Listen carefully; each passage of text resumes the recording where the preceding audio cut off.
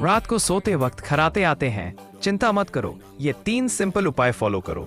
Number 1, सोने से पहले नाक साफ करो और स्टीम लो। इससे एयर फ्लो क्लियर होता है और खराते कम हो जाते हैं। नंबर 2, साइड पोजीशन में सोए, पीठ के बल सोने से ज्यादा खराते आते हैं।